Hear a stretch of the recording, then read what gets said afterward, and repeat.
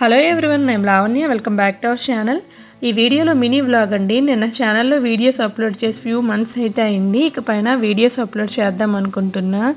ఈ video women's day రోజు record చేసిన వీడియో అండి. ఇంతవరకు అప్లోడ్ చేయడం కుదరలేదు. ఈరోజు అయితే అప్లోడ్ చేశాను. ఫస్ట్ టైం మీరు మా ఛానల్ చూస్తున్నట్టయితే ప్లీజ్ సబ్స్క్రైబ్ చేసుకోండి ఫ్రెండ్స్.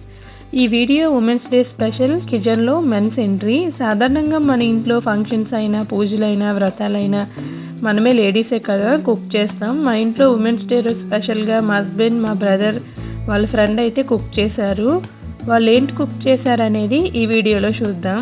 చికెన్ దమ్ బిర్యానీ చేస్తున్నారు. చికెన్ దమ్ బిర్యానీ కోసం చికెన్ని మ్యారినేట్ చేశారు. ఫ్రైడ్ ఆనియన్స్, కాజు ఫ్రై చేశారు. బిర్యానీ ప్రిపేర్ చేయడం స్టార్ట్ చేశారు.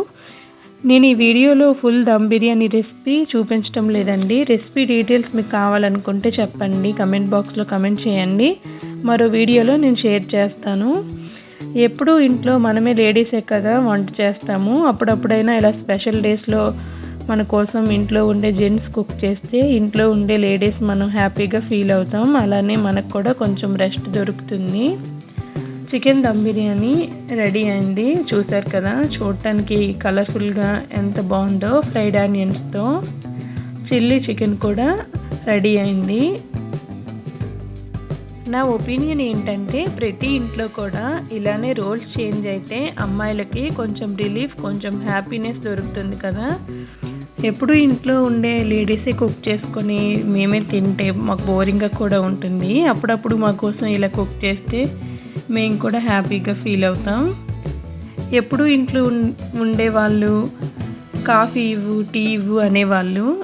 ఇప్పుడు సాల్ట్ ఎక్కడుంది, మసాలా ఎక్కడుంది అని అడుగుతుంటే ఫన్నీగా కూడా ఉంది. చికెన్ దమ్ బిర్యానీ రెడీ అయింది. ఎగ్స్ కూడా దానిలో బాయిల్ చేసి వేశారు.